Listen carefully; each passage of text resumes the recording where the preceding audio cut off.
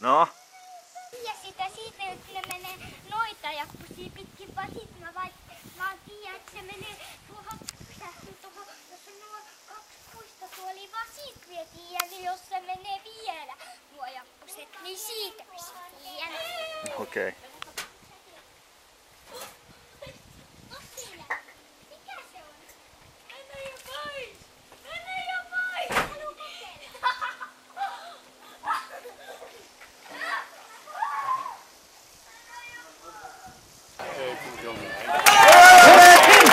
Ja sitten jätetään. Vielä on mahdollista Wikströmillä kunnarit lyödä. Kerran tämmöisessä tilanteessa yhdelle Korhoselle lupasin, jos 3. kunnarin pelissä lyöpi niin lounaa, niin Wikströmille en kyllä lupaa mitään.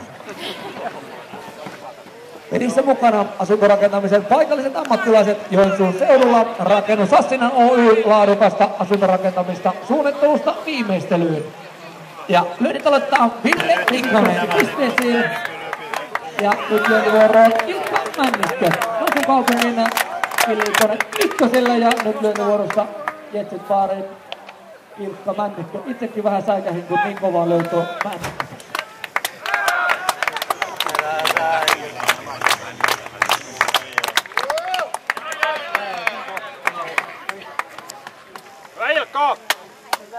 No niin, ja sitten Roope Korhonen ottaa tuon kopin pois. Nyt lyömään numero 1 Mikko Kemppainen.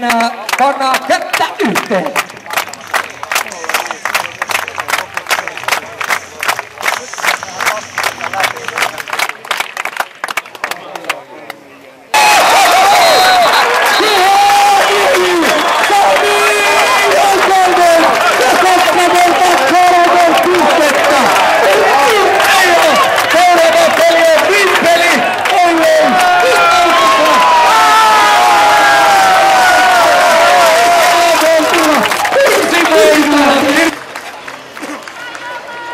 Juhaniemi, 2 tähtiä, Sami Joukkainen, 3 tähtiä, Henri Litmanen, ja kotijoukkueelle 3 pistettä. Kiitoksia parhaat palkitut pelijohtajat.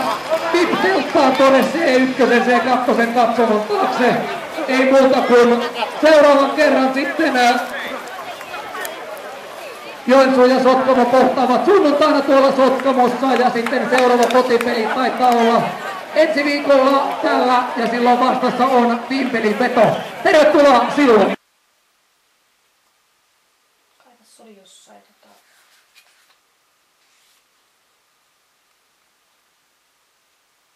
Suomi.